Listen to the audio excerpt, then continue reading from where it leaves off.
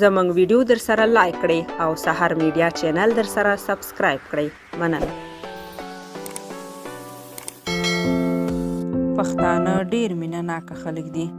د تورخم دروازه کې د یوې ناروغې ماشومې کائنات پلار ته د پاکستان ویزې نه لرلو له امله اجازه ورنه کړل شوه چې خپله ناروغه لور پاکستان ته د درملنې لپاره بوځي.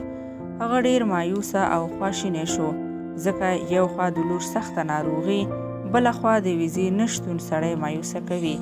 له څو شیبو وروسته د کائنات پلار پریکړه وکړه او خپله کوچنۍ شهزادګۍ کائنات یې یو بل پردي سړي ته په لاس ورکړه چې پاکستان ته یې بوځي او هلته یې درملنه وکړي.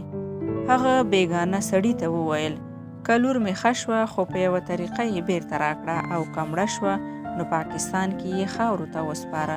په دې خبرې د خیبر پښتونخوا نه تر کراچۍ پورې د خلکو په وینه کې رحم پیدا شو او له کائنات سره د همدردۍ په موخه روغتون ته ورغلل. اوس مهال کائنات د خیبر پښتونخوا په یو قیمتي روغتون کې تر درملنې لاندې ده. نه یوازې دا چې درملنه یې په یوه قیمتي روغتون کې روانه ده، بلکې د کوزې پښتونخوا ګڼ شمېر پښتانه د روغتون بهر له کائنات سره د انساني همدردۍ لپاره راغونډ شوي دي. په څو ساعتونو کې د کائنات درملنې لپاره په لکونو روپۍ ټولې شوي. پښتانه یو غیرتمند قوم دی او داسې زرهاو کائناتو په میلیونونه پښتانه لا ژوندي دي.